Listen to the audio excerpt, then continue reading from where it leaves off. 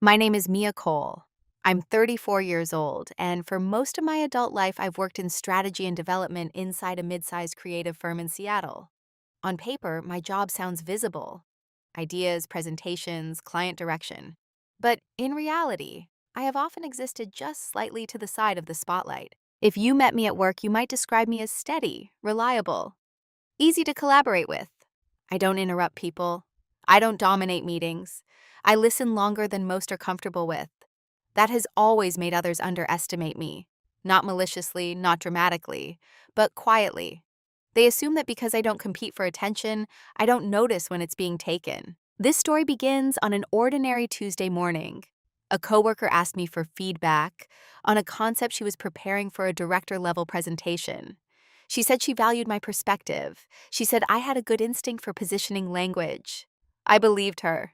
2 weeks later, I sat in a conference room and recognized my own words in someone else's presentation. Not paraphrased, not loosely inspired. My phrasing, my framing, even a metaphor I had once used casually in a private conversation. The room applauded, and I sat there still. What followed wasn't dramatic. There was no public confrontation, no shouting, no revenge, just something quieter and far more permanent. This isn't a story about exposing someone or humiliating them. It's about understanding the role you've unconsciously accepted in other people's narratives. It's about what happens when you realize you've been positioned as the safe mind, the one who contributes but doesn't claim, the one who supports but doesn't step forward, the one whose ideas are considered communal until someone else decides to sign their name under them. Over the next several months, I learned something uncomfortable about invisibility. Sometimes it isn't imposed, sometimes it's allowed. I also learned something powerful. Silence can either protect your peace or erase your presence. The difference lies in intention. This story will move slowly, because real shifts do. There will be no explosive victory moment. Instead, there will be small decisions, careful documentation, strategic restraint, and one irreversible choice. I'm not here to dramatize what happened. I'm here to tell it honestly. Because sometimes the most significant transformations don't look like battles. They look like stillness. Have you ever sat in a room and realized you were watching someone else receive recognition for something that once lived in your own notebook?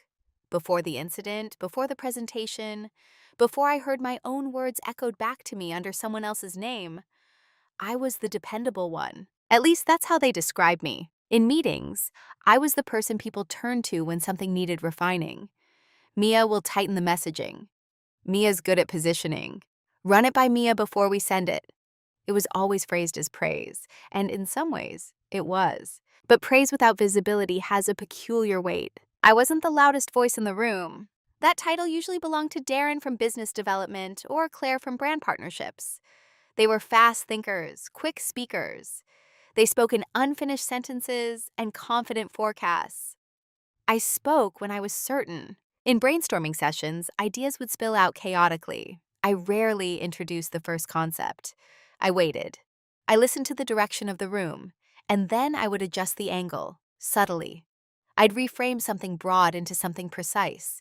I'd swap out a weak verb. I'd change a narrative arc by just a few degrees. And often that small adjustment became the final version. But it would be described as a team evolution, a collaborative polish. No one intended harm. That's the part people don't understand when they expect a villain in stories like this. There wasn't one, there was just a structure. And inside that structure, I occupied a very specific role: reliable, thoughtful, supportive, invisible. It didn't happen all at once. It happened through repetition. After every major project, my inbox would fill with private messages. Your notes saved us. That reframe was brilliant. Couldn't have done it without you. And yet, in the executive recap meetings, when slides were presented to leadership, my name was rarely attached to the strategic core. I was listed under support, or sometimes not listed at all. I told myself it didn't matter. Recognition was ego-driven. Substance was what counted. That's what I believed. But over time, something subtle formed inside me, a quiet tally, not of slights, of patterns. Who spoke after I spoke and received affirmation for the exact same point? Who scheduled follow-up meetings without copying me in? who used phrases I had tested in smaller rooms and then presented them as spontaneous insights later. It wasn't theft, not yet, it was diffusion. And I allowed it, because being low maintenance is rewarded in corporate environments, especially if you're a woman who doesn't want to be labeled difficult. I dressed neutrally, spoke calmly, choose my battles carefully. People felt safe around me, safe enough to ask for feedback. If you had asked anyone in the office who I was, they would have said something kind. She's solid. She's consistent. She's not political. And that last one, that was the one that lingered. Not political. As if observing power without engaging in it meant I didn't understand it. The truth was, I understood it very well. I just hadn't decided to participate. Yet, looking back, I can see how neatly I fit into the ecosystem. Every office has someone like me, the quiet stabilizer, the person who cleans up conceptual messes, the emotional ballast in chaotic meetings. You don't resent that person. You just forgot to credit them. And when you forget long enough, forgetting becomes normal. At that time, I believed normal was safe. I didn't realize normal was training everyone, including me, to expect less. The first cut didn't bleed. That's the thing about subtle disrespect. It doesn't arrive loudly enough to justify a reaction. It arrives disguised as efficiency, as oversight, as harmless momentum. Her name was Natalie Brooks. She had joined the company 8 months before the presentation. Sharp, polished, strategic in a way that felt slightly rehearsed. She had come from a larger firm in Chicago, and she carried that with her. The confidence of someone used to operating in bigger rooms. We weren't close, but we worked adjacent to each other. Enough overlap that collaboration was natural. One afternoon, she stopped by my desk holding her tablet, and that careful half-smile people use when they're about to ask for something. "Hey, Mia, do you have 5 minutes? I'd love your feedback on something before I show it to Daniel." Daniel was our division director. Feedback requests were normal. I was known for clarity, for tightening angles. I gestured for her to sit. She walked me through a campaign concept, solid foundation, but diffuse positioning. The messaging didn't have an emotional anchor. It was technically correct, but not resonant. I listened. I asked questions. Then I did what I always do. I reframed. "What if," I said slowly, "instead of presenting this as a performance solution, you position it as risk insulation? Not growth, protection. Directors respond more strongly to loss prevention language." She paused. I could see it land. I kept going. I suggested a restructuring of the narrative arc. Problem, exposure, strategic shift, long-term insulation. I even gave her a line I'd written in my notebook a few months earlier for an unrelated pitch. Stability isn't built in moments of growth. It's secured in moments of vulnerability. She wrote it down. "God, that's good." She said, "Can I use that?" I smiled. Of course. And I meant it. That's the part that's hard to explain later. I wasn't coerced. I wasn't manipulated. I offered it freely, because that's what I had trained myself to do. Contribute without attachment. She left my desk energized. I returned to my inbox. The exchange felt ordinary, productive even. 2 days later, I passed by a small breakout room and saw Natalie inside with Daniel. The door was slightly ajar. I wasn't trying to eavesdrop, I was just walking to the printer. But then I heard it. Stability isn't built in moments of growth. It's secured in moments of vulnerability. Her voice. Daniel's response was immediate. "That's strong, that's very strong." I kept walking. There it was, the first small cut. Not theft, not technically. She had asked, I had agreed. But something about the delivery, about the way she said it, felt proprietary. There was no Mia suggested, no acknowledgement that the framing had been collaborative. Again, it was subtle. Maybe she intended to credit me later. Maybe it didn't occur to her. Maybe in her mind, once she internalized it, it became hers. I told myself not to overthink it. This is how ideas evolve. This is teamwork. And honestly, I didn't want to be the person who required attribution for every sentence.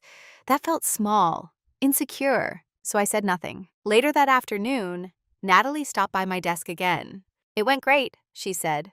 "Daniel loved the reframing." I nodded. "That's good."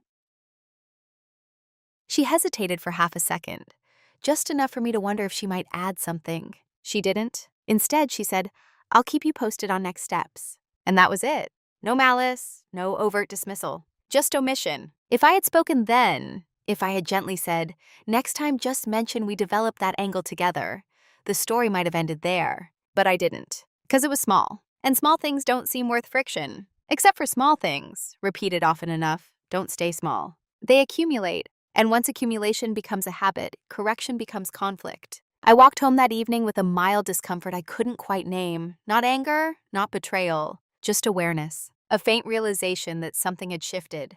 Not in her behavior, but in my perception. I had offered value and watched it detach, quietly. You don't notice the cost the first time. You just feel a slight draft where something used to belong. If the first time feels accidental, the second time feels coincidental. By the third, you start negotiating with yourself. After that breakout room moment, I told myself to be more attentive, but not reactive. I didn't want to become suspicious. Suspicion corrodes clarity. And clarity was one of the few things I owned completely. A few weeks later, Natalie invited me to join a prep call for a client pitch. Just to sanity check the strategic narrative, she said. I joined, I listened, I adjusted. At one point, she described the campaign direction as expansion through differentiation. It was technically accurate, but hollow. I suggested reframing it around competitive contrast instead. Less about growth, more about identity. Instead of saying we'll expand, I offered, position it as reclaiming narrative territory. It feels stronger, less defensive. There was a pause. She wrote it down. That's really good, she said again, reclaiming narrative territory. The phrase lingered in the air. Later that week, the client presentation happened without me. I wasn't scheduled to attend. I rarely was.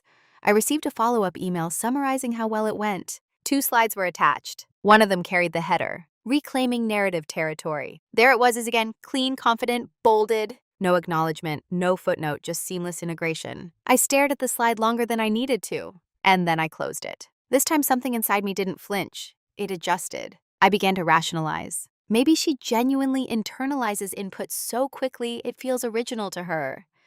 Maybe attribution in fast-moving meetings feels unnecessary.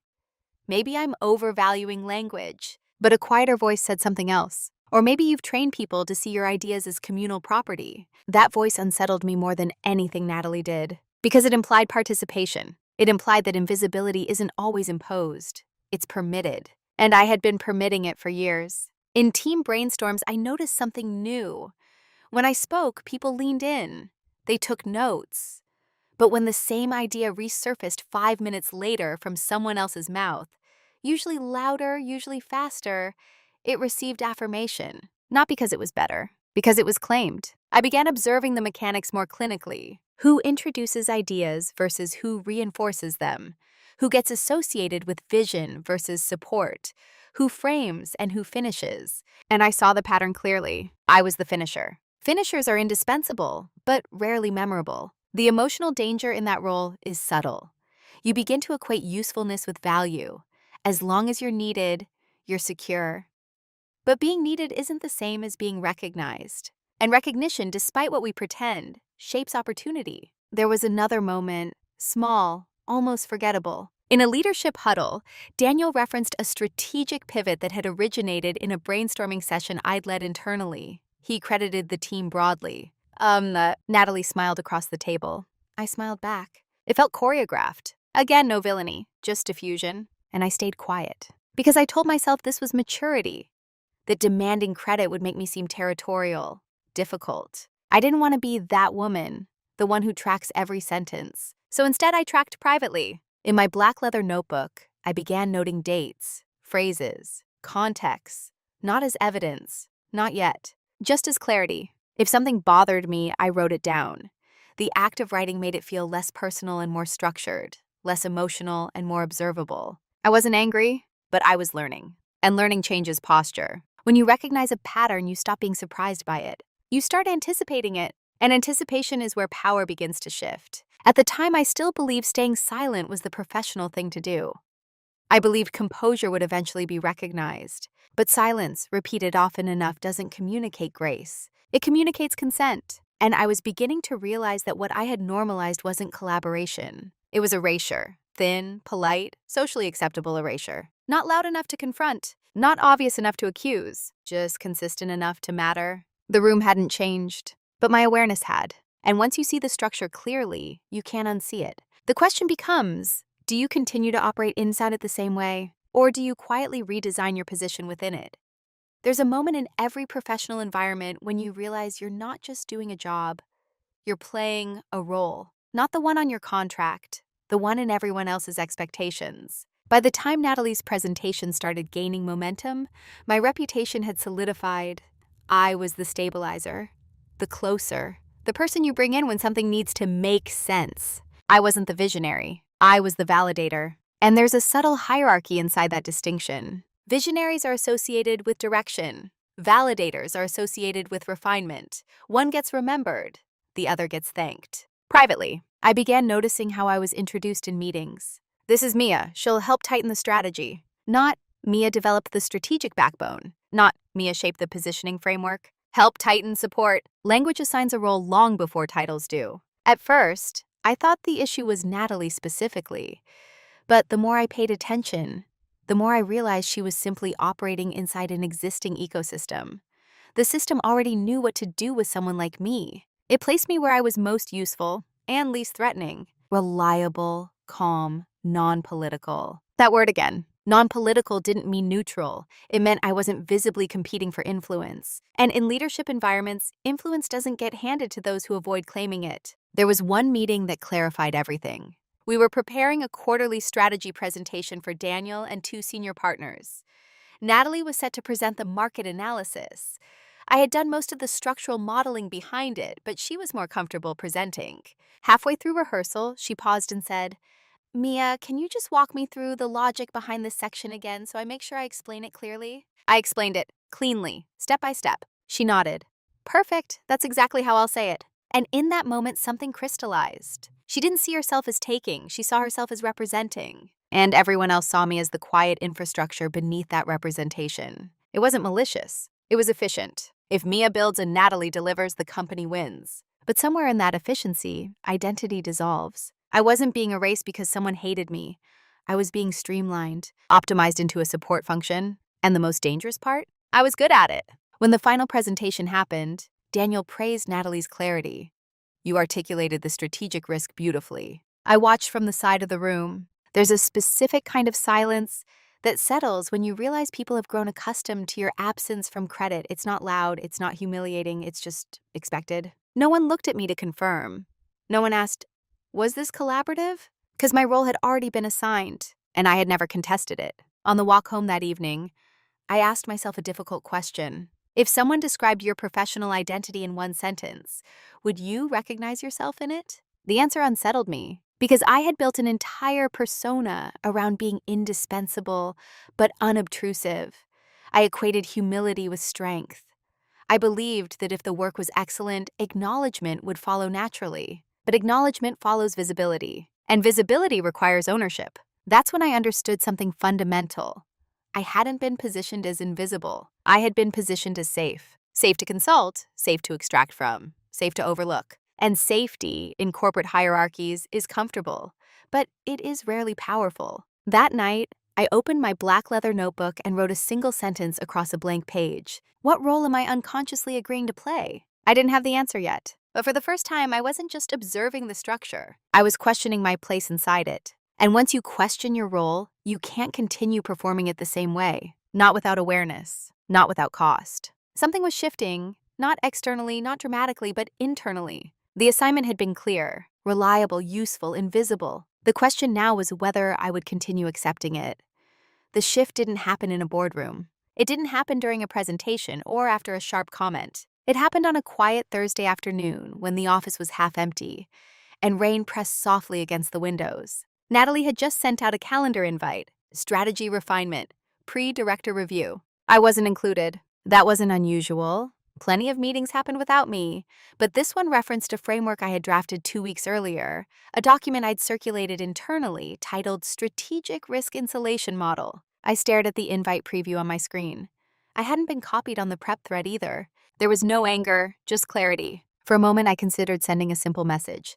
"Hey, I noticed this is based on the insulation framework. Would love to join." It would have been reasonable, professional, unthreatening. But instead of typing, I leaned back. And for the first time, I didn't feel excluded. I felt informed. There's a difference. Exclusion hurts when you believe you belong in a space that has overlooked you. Information empowers when you realize you're observing a pattern unfold, exactly as predicted. The meeting happened without me. I could see through the glass wall of a conference room as Natalie presented to Daniel. Her gestures were confident, controlled. She used the same arc I had designed. Problem: exposure, insulation, long-term security. I recognized the rhythm of my own thinking in the cadence of her voice, and something inside of me grew still. Not resentful, still. That was the moment the shift occurred. I understood finally that confronting her would not change the structure. If I accused, she would defend. If I demanded credit, it would look reactive, emotional, personal. But this wasn't personal. It was systemic. And systems aren't disrupted by emotion.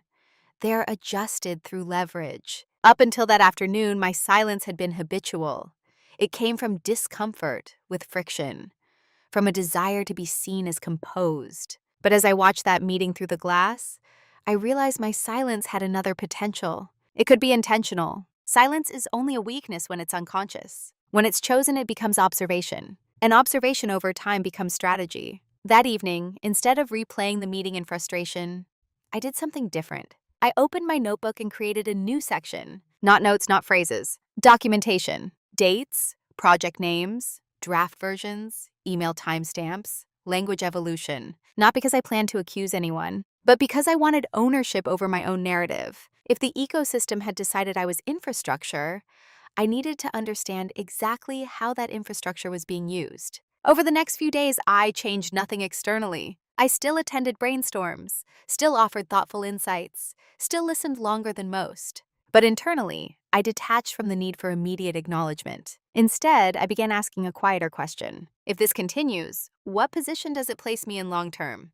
And the answer surprised me. It didn't make me powerless. It made me indispensable in ways they didn't recognize yet. Because the more they relied on my structural thinking without formally associating it with me, the more vulnerable they became to its withdrawal. That thought didn't feel vindictive. It felt factual. I wasn't planning revenge. I was recalibrating the value. And value, once understood, doesn't need to be announced. It needs to be positioned. The rain had stopped by the time I left the office that night. The sidewalks reflected city lights in long, quiet streaks. I felt lighter than I had in weeks.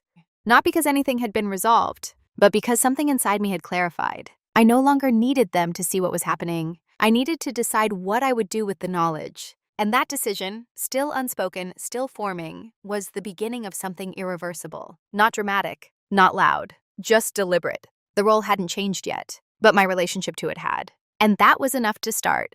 After that Thursday, I didn't withdraw. That would have been obvious. Instead, I refined. If my silence had once been passive, it now became selective. I stopped offering fully formed language in open rooms.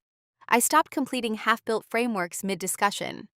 When someone presented an idea that was structurally weak, I no longer instinctively repaired it in real time. I asked questions instead. Gentle ones. What outcome are we optimizing for?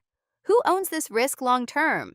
How will leadership measure this? Questions create space, and space reveals fragility. At first, no one noticed the difference.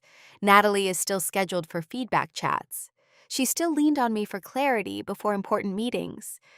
But I changed the nature of what I provided. Where I once gave solutions, I now give direction. Instead of crafting a line, I'd say, you might consider anchoring this in vulnerability language.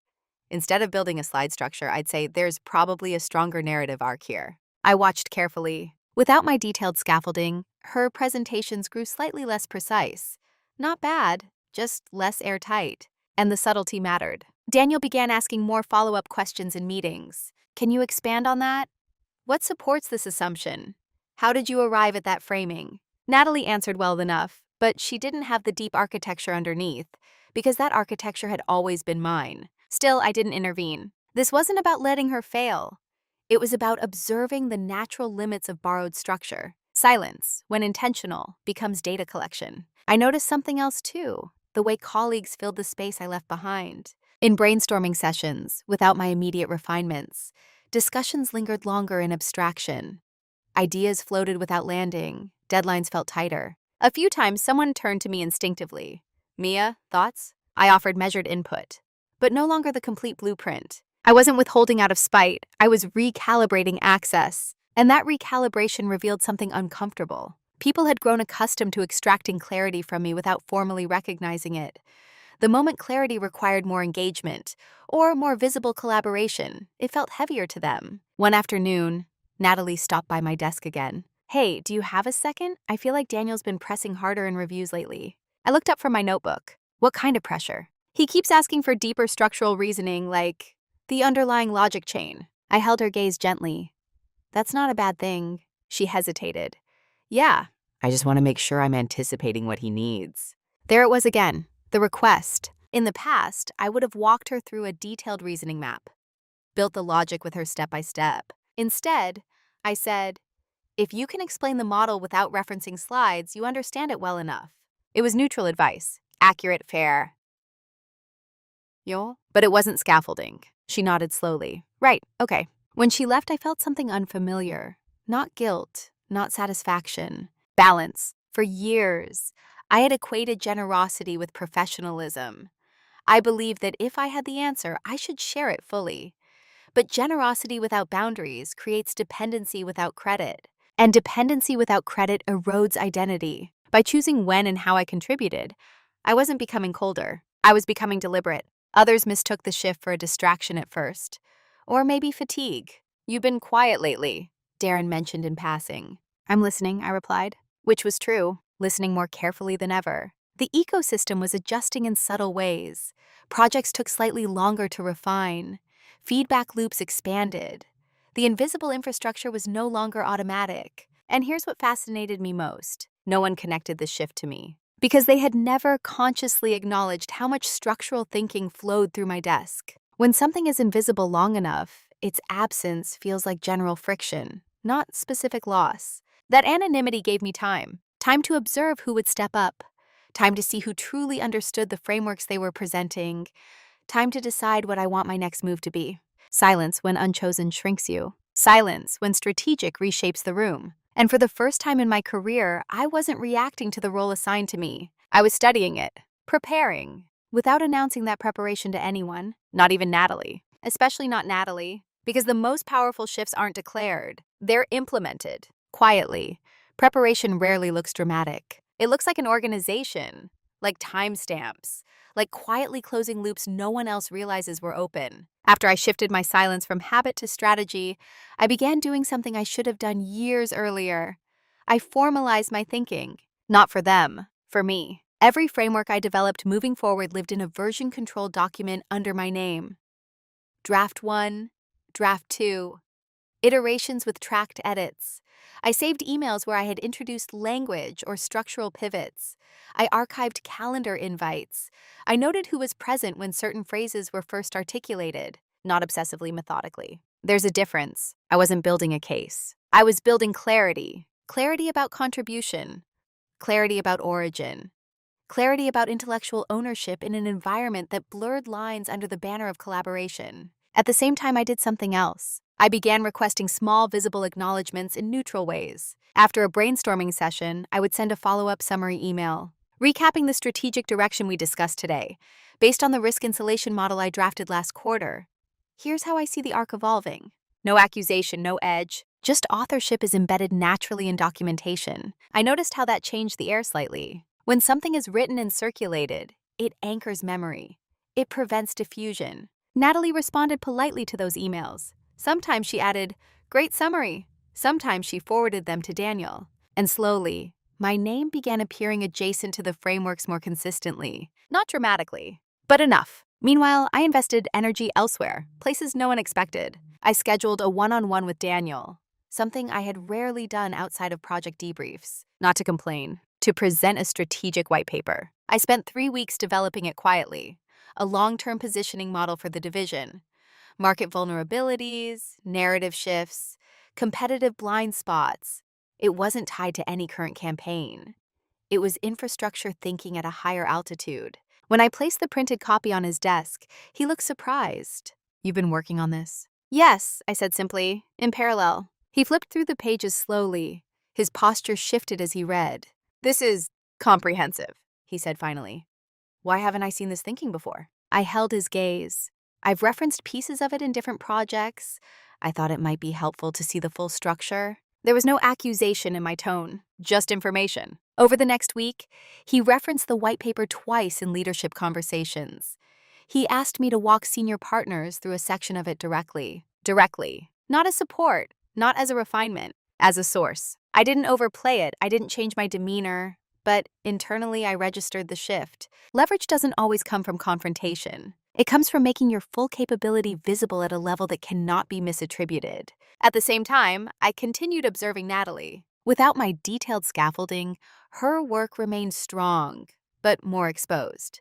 She began looping me into earlier stages of projects again. The tone was slightly different now. "Would you mind taking a look at this and adding your structural lens?" she asked one afternoon. Structural lens, the phrase caught my attention. She was beginning to articulate what I had always provided. I responded thoughtfully, but selectively. I contributed where collaboration was explicit, and when I added language, I did so in shared documents with visible edits. Small shifts, but irreversible ones. What they never noticed during all of this was that my emotional posture had changed completely. I no longer felt slighted. I felt informed. And information creates optionality, because once you understand your value clearly, and once you have documented evidence of its scope, you are no longer negotiating from insecurity. You are negotiating from fact. I wasn't plotting revenge. I wasn't waiting for a dramatic reveal. I was expanding my positioning. Externally calm, internally precise. The ecosystem had relied on my invisibility. Now it was beginning to adjust to my visibility. Measured, undeniable, impossible to dismiss as ego. And here's the quiet truth. Preparation isn't loud. But when the moment arrives, preparation speaks for you. Without raising your voice, without naming the history, just by existing. And I was almost ready, not to accuse, but to decide. Because leverage once secured demands a choice. And that choice was coming, slowly. I could feel it. The reveal didn't happen in a meeting. It happened at 9:42 p.m. on a Tuesday, when the office was quiet, and the cleaning crew had already passed my floor. I wasn't there to work late. I'd stayed back intentionally. Earlier that afternoon, a company-wide email had gone out announcing that Natalie would be presenting a new strategic positioning framework at the upcoming Director Summit, an internal event attended by senior leadership across divisions. The title of her presentation was attached, Adaptive Risk Insulation, a structural model for narrative stability. I stared at the words on my screen. Not similar, not inspired. Identical architecture. Even the phrase narrative stability was lifted from page 4 of the white paper I had handed Daniel weeks earlier. This time it wasn't a slide header or a line embedded in a pitch. It was a framework, my framework. And that's when something shifted from observation to confirmation. I didn't react immediately. I forwarded the email to myself at home. Not emotionally, but archivally. Then I opened the shared drive and navigated to the internal folder, where early drafts of my white paper were stored. Version history, dates, timestamps, comments, metadata. The structure had been created in my document, refined in my document, referenced in my one-on-one with Daniel, circulated under my name, and now it was scheduled to be presented without it. That was the moment of private clarity, not anger, clarity. This wasn't diffusion anymore. It was a consolidation. I leaned back in my chair and let the silence settle around me. There are moments in professional life when you realize the line has moved. Not subtly, not ambiguously, cleanly. I wasn't shocked. That surprised me most. I had seen the pattern forming. I had anticipated escalation. But anticipation doesn't dull impact. It sharpens response. Instead of drafting a reactive email or requesting an urgent meeting, I did something else. I opened a new document. Title: Framework Origin Summary. Internal use. I began outlining the development timeline of the adaptive risk insulation model. When the initial concept was drafted, when the language evolved, when it was shared, when leadership feedback was incorporated, I attached supporting files, emails, meeting notes, tracked edits, screenshots of the version history. I didn't embellish, I didn't editorialize, I documented. When I finished, it wasn't emotional, it was irrefutable. Then I closed my laptop and went home. That night I slept, not because I didn't care, but because I understood something fundamental. Once evidence exists, urgency becomes optional. The next morning, I requested a brief meeting with Daniel for the following day. Subject line: Clarification re strategic framework presentation. Neutral. Precise. In the meantime, I said nothing to Natalie. I attended meetings. I responded to emails. I maintained composure. But internally, something had locked into place. For months, I had been studying the ecosystem. adjusting my contribution, strengthening visibility, expanding leverage. Now the ecosystem had made a move bold enough to reveal its assumptions, that I would remain silent, that collaboration meant absorption, that structure, once shared, belonged to whoever presented it most confidently. They had mistaken composure for passivity, and that miscalculation was their only error. The private reveal wasn't about catching someone. It was about recognizing that I no longer needed to wonder whether I was being erased. I had confirmation, and confirmation changes posture, not toward aggression, toward a decision. Because once the truth is clear, you have options. You can confront emotionally. You can withdraw quietly. You can escalate publicly. Or you can choose something far more strategic. As I walked into the office the next morning, the city felt unchanged. Traffic moved, coffee brewed, conversations hummed. Externally, nothing had shifted, but internally, the path had narrowed. The framework would be presented accurately, or something else would happen. Not dramatic, not loud, but permanent. For the first time in this entire story, I wasn't reacting to a pattern. I was about to define the outcome, and that requires a different kind of calm, one that doesn't come from tolerance. It comes from certainty. The meeting with Daniel was scheduled for 10:15 a.m. I arrived at 10:12, not early enough to signal urgency, not late enough to suggest hesitation. He gestured for me to sit. His expression was neutral, open. You wanted to clarify something about the summit presentation? Yes, I said calmly. I placed a thin printed packet on his desk. I noticed the adaptive risk insulation framework is scheduled under Natalie's name. I wanted to make sure there's alignment on its development history. I didn't say mine. I said development history. Language matters in moments like this. He glanced at the first page, then the second. His posture changed slightly, the way it does when someone realizes there's more context than they expected. This is your white paper, he said quietly. Yes, the summit title mirrors its architecture. There was no accusation in my tone, just a fact. He flipped further, noticing timestamps, version histories, internal email threads referencing my authorship. Silence filled the room. Finally, he looked up. Why didn't you raise this sooner? A fair question. I wanted to be certain before drawing conclusions, I replied. Collaboration can blur lines. Documentation clarifies them. He studied me for a long moment, not defensively, assessing. You're not asking me to pull the presentation, are you? There it was, the crossroads. I had considered my options carefully the night before. Option 1, demand removal, force public correction, escalate visibly. Option 2, say nothing, allow it, preserve peace, absorb impact. Option 3, redefine authorship in a way that cannot be ignored, but without humiliation. I chose the irreversible one. I'm not asking for it to be pulled, I said evenly. I'm asking that it be presented accurately. He waited. I'm prepared to co-present the framework, I continued, or if you prefer, to present it myself. But the intellectual origin needs to be clear, not for ego, for structural credibility. That last sentence mattered. This wasn't about personal recognition. It was about authority. If leadership believed Natalie had architected the model, future strategic decisions would route through her. Influence compounds quickly in those rooms. Daniel leaned back. You're right, he said finally. It does. There was no dramatic apology, no shock, just acknowledgement. I'll adjust the summit agenda, he added. You'll lead the framework segment. Natalie can present implementation case studies. Clean, direct, balanced. I nodded once. That works, that works. When I left his office, I felt something unexpected. Not triumph, gravity. Because decisions like that don't just correct a moment. They shift relationships permanently. By choosing visibility, I had altered the ecosystem. There would be consequences. Later that afternoon, Natalie appeared at my desk. Her expression was composed, but tighter than usual. Daniel mentioned you'll be leading the framework portion at the summit, she said. Yes, I replied. A pause stretched between us. I didn't realize you felt that strongly about it, she added carefully. I met her gaze without hostility. It's not about feeling strongly, I said. It's about structural accuracy. Her eyes flickered, processing, recalibrating. I thought we developed it together, she said. And that was the final test. It would have been easy to dismantle that statement point by point, to reference dates, drafts, emails. Instead, I chose restraint.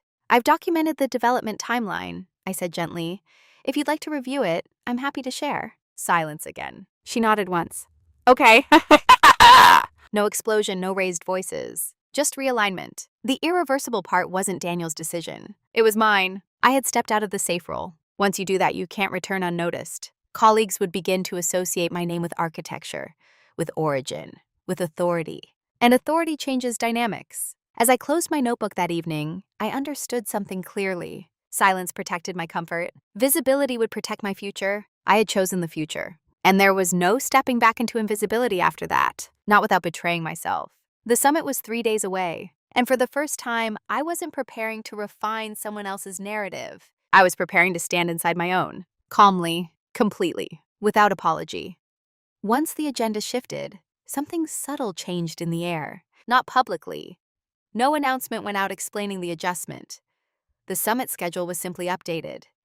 My name now appeared next to the framework segment. Clean, minimal, undramatic, but internally the ecosystem recalibrated. Natalie became quieter in shared spaces, not hostile, not cold, just more measured. She asked fewer spontaneous feedback questions.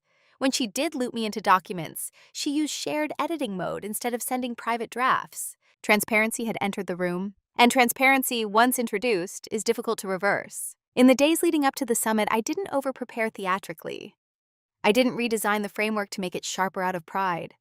I simply refined what already existed, tightened logic chains, clarified terminology, simplified the narrative arc. Ownership doesn't require embellishment. It requires alignment. At the same time, I did something else, something no one noticed. I scheduled 3 brief informational conversations with senior partners from adjacent divisions, not to discuss the summit specifically, to discuss long-term structural vulnerabilities in their portfolios. I referenced pieces of the adaptive risk insulation model casually. Part of what I've been developing around narrative stability might intersect with your Q4 repositioning.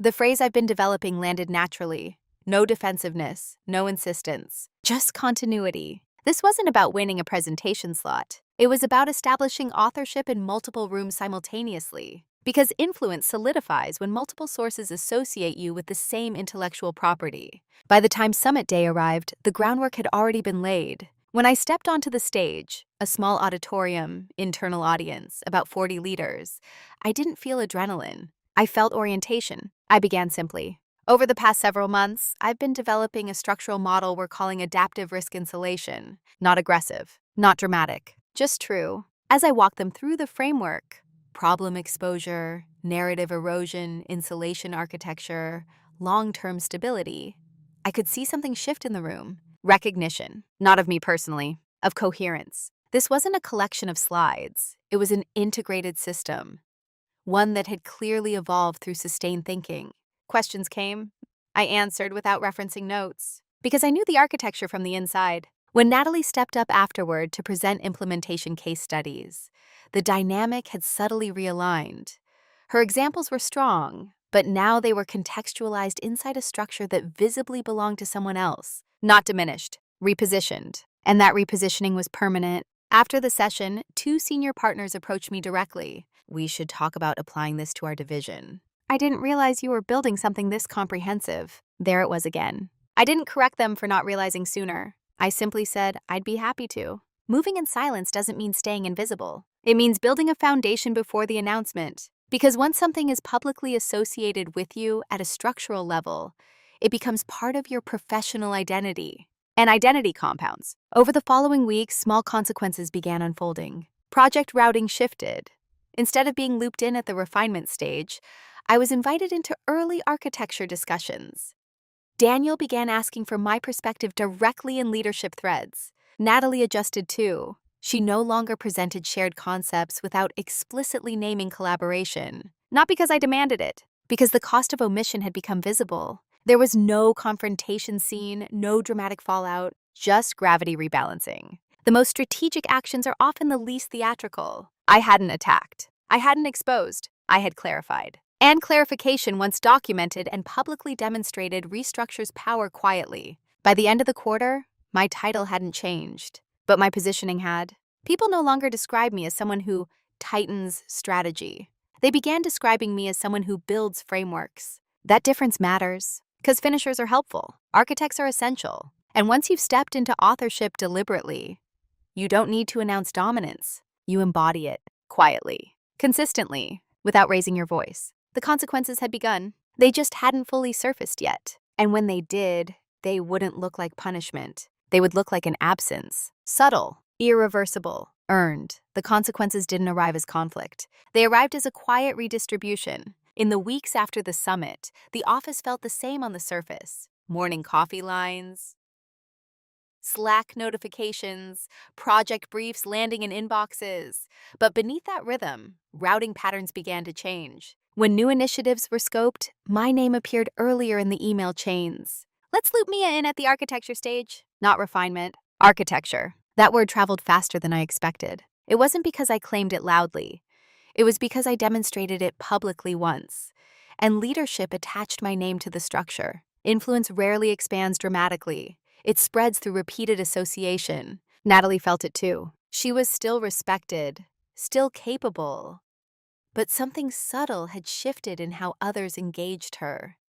Where Daniel once asked her to tighten the framing, he now asked, "Have you aligned this with Mia's framework?" Not dismissive, but directional. I never corrected him. I never inserted myself. I simply showed up when invited. That's the part people misunderstand about quiet dominance. It doesn't chase validation. It creates dependency through consistency. Over time, the absence of uncredited extraction became noticeable. Without realizing it, Natalie had relied on my deep structural scaffolding for speed. Now that scaffolding requires explicit collaboration. That slowed things, not drastically, but perceptibly. In one leadership review, Daniel asked her to elaborate on the long-term insulation metrics tied to a campaign. There was a pause. She answered well enough, but she circled instead of anchoring. The architecture wasn't instinctive to her. It had once been supplied. No one accused her of anything. No one connected the dots aloud. But credibility has texture, and texture changes when depth isn't self-generated. Meanwhile, something else began happening. Subtler, but more consequential. Colleagues started approaching me directly for strategic alignment before looping Natalie in. Not maliciously, efficiently. If we anchor this in your model first, we can build outward. I never positioned it as competition. I never framed it as territory. But territory forms naturally around the origin. One afternoon, I overheard a junior strategist say, "Mia's frameworks are kind of the backbone of how we think about risk now." Backbone. I didn't react outwardly, but internally I noted it. Backbones don't shout. They support, and once recognized as structural, they become foundational. Natalie and I remained professional, cordial. There were no dramatic cold shoulders or public tension. But there was distance now, clear, defined. Collaboration shifted from informal extraction to structured co-creation. Shared documents, clear attribution, joint presentations when appropriate. It wasn't punitive. It was balanced. And balance, when restored, feels heavier to those who benefited from imbalance. I saw it in her posture occasionally, the carefulness, the extra citation, the slight hesitation before claiming phrasing. Not fear, awareness. The ecosystem had recalibrated. And here's the important part. No one framed this as a correction. They framed it as growth. Great to see more of your thought leadership, Mia. I didn't realize how expensive your structural lens was. That language matters, because it meant the narrative wasn't about theft. It was about visibility. And visibility, once established through competence rather than conflict, is difficult to undermine. The consequences weren't explosive. They were gravitational. Access shifted. Credit stabilized. Influence rerouted. And in that redistribution, something became quietly clear. When you stop allowing silent erosion, people must adapt to your presence. Not because you demand it, because you demonstrate it. But consequences don't stop at professional dynamics. They reach relationships too. And soon, the tension that had remained polite would reach a point where it needed air. Not heat, just clarity. Because when power rebalances, someone always has to redefine their identity inside the new structure. And that conversation was coming. Not dramatic, not loud, but necessary. The conversation didn't explode. It unraveled. About 3 weeks after the summit, Natalie asked if we could grab coffee outside the office.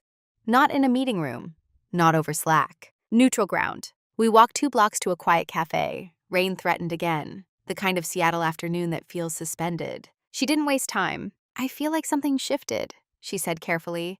"Between us, Her tone wasn't defensive. It was searching. I let the silence breathe for a moment before answering. "Something did," I said. She nodded, as if she had expected that. "I never intended to take credit for your work," she continued.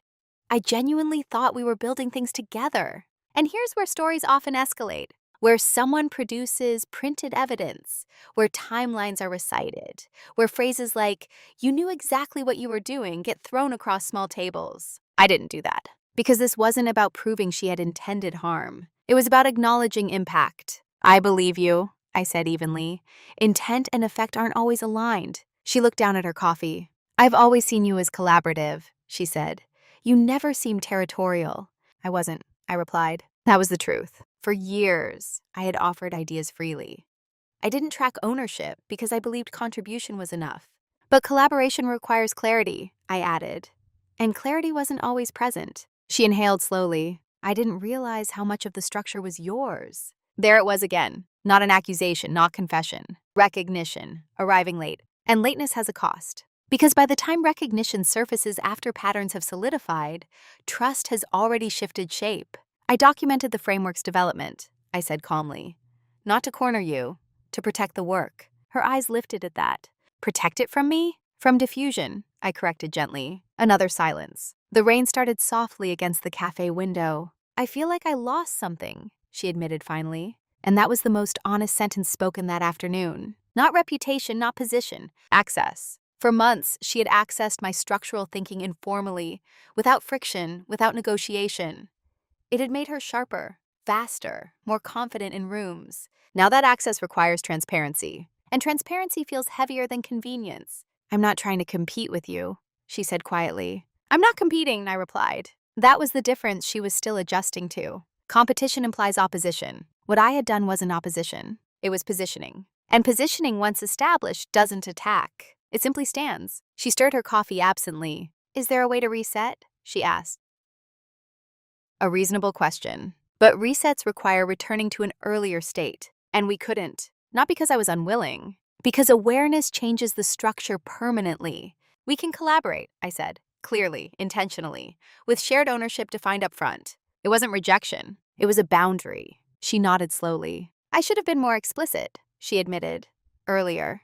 Yes, but earlier had passed. Too late doesn't mean unforgivable. It means irreversible. The shift between us wasn't hostile. It was mature. I no longer operate from assumptions. She no longer operated from informal absorption. Professional relationships often survive tension. They rarely survive unexamined patterns. By the time we left the cafe, there was no dramatic resolution.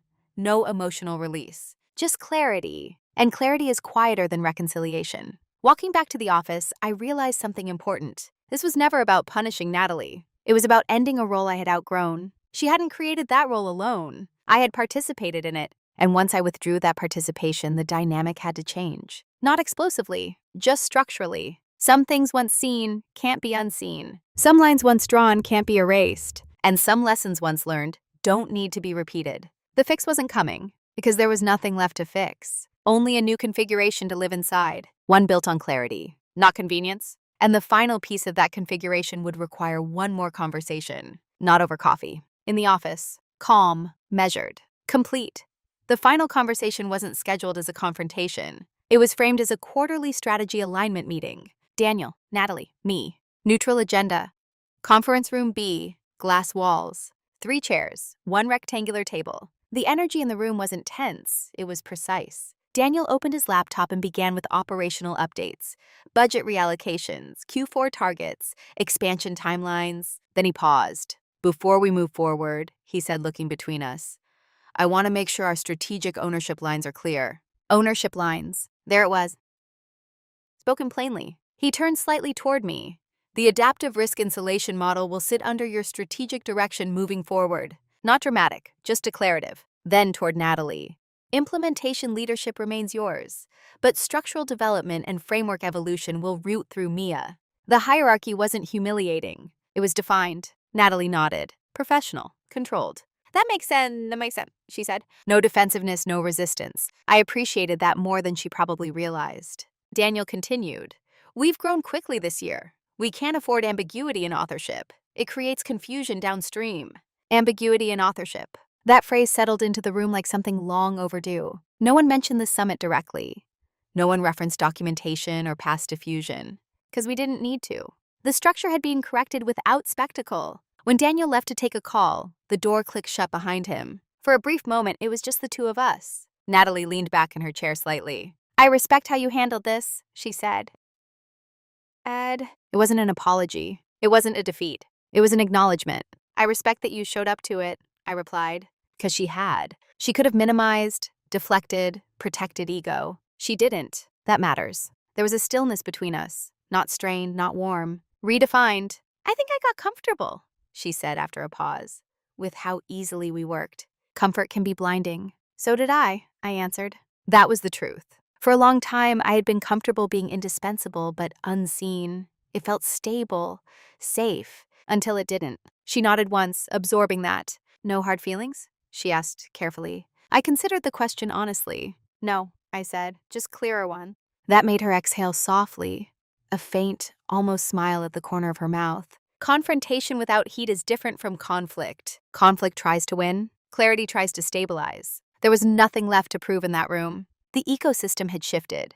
Ownership lines were defined. Influence was redistributed, not through accusations, through documentation, demonstration, and decision. As we gathered our notebooks and stood to leave, something else felt resolved, not between us, but within me. I hadn't raised my voice once. I hadn't needed to. Authority, when grounded in preparation, doesn't require volume. It requires consistency. Walking back to my desk, I noticed something subtle in the way colleagues looked at me. Not awe, not intimidation, recognition. And recognition that comes from competence, not controversy, has a different weight. It lasts longer. That afternoon, I opened my black leather notebook and wrote one final entry under the section that had begun months earlier. Role renegotiated without noise, because that's what it was. Not revenge, not triumph, just recalibration. And recalibration, when done quietly, feels less like victory and more like alignment. But alignment changes you. And who I was inside that alignment was no longer the same woman who sat silently in that first conference room, hearing her own words echoed back to her. She had learned something, not about Natalie, about herself. And that lesson would carry far beyond this office, beyond this framework, beyond this story. Because once you understand how to protect your voice without raising it, you never unlearn that. Not again. If you walked into our office today and asked someone to describe me, the answers would sound different. Not louder, clearer. She builds the strategic backbone. She sees structural risk before anyone else. Run the architecture by Mia first. The language shifted. And with it, so did I. What's interesting is that my personality didn't change. I'm still measured, still observant, still the last person to interrupt in a meeting. I don't dominate rooms. I don't speak to hear myself talk. But when I do speak now, the room calibrates differently. Not because I demand authority, because I established it. There's a difference between being heard and being recognized. Before, I was heard. People valued my input in the moment. They nodded. They wrote things down. Now I'm recognized. My thinking has continuity. It carries forward beyond a single meeting. It shapes decisions at the architectural level. That continuity is what I had been missing. The woman I was before believed humility alone would eventually surface visibility. She thought excellence naturally finds its way to acknowledgement. Sometimes it does, often it doesn't. Because systems reward clarity of ownership as much as quality of contribution. I didn't become harder. I became defined. I still collaborate openly. I still share ideas generously. But now ownership is established up front. If I co-build something, we define it as co-built. If I originate something, it's documented that way. Not defensively, structurally. The emotional shift inside me is subtler than the professional one. I no longer feel that small tightening in my chest when someone repeats my phrasing. Because I know the lineage of my work is visible. If something echoes, it echoes from a known source. And that source is me. Natalie and I work well together now. Better, actually. There's less unspoken tension, less blurred boundary. Clarity improved collaboration. That's the irony. People sometimes assume that protecting your authorship creates friction. In reality, ambiguity creates friction. Clarity reduces it. What changed most wasn't her behavior. It was my self-perception. I stopped seeing myself as the safe contributor. I started seeing myself as the architect. Architects don't chase credit. They design structures that outlast applause. And that's what I focus on now. Long-term models, foundational thinking, strategic systems that endure beyond those who present them. My black leather notebook still sits on my desk, but the tone of what I write inside it has changed. It's no longer a quiet tally of patterns. It's a record of decisions. Because the most important shift wasn't in how others treated me, it was in how I chose to position myself. There's a particular calm that comes from knowing you can protect your voice without aggression, that you can correct the course without humiliation, that you can redefine your role without destroying relationships. That calm feels different from validation. It feels like self-respect. And self-respect doesn't need witnesses to exist. It just needs consistency. The girl who once told herself, "It's small. Let it go. Learn something essential." Small patterns become large identities if left unchecked. Now, when something feels misaligned, I don't react. I recalibrate, quietly. Because power isn't in speaking the loudest. It's in knowing when silence serves you, and when clarity must. And once you understand that distinction, you don't return to invisibility by accident, ever again. When I look back at that moment in the conference room, the first time I recognized my own words in someone else's presentation, I don't feel anger anymore. I feel gratitude. Not for the experience itself, for the awareness it forced. Because the real turning point in this story wasn't the summit. It wasn't the meeting with Daniel. It wasn't even the coffee conversation with Natalie. It was the quiet realization that I had been participating in my own invisibility. That's a difficult truth to sit with.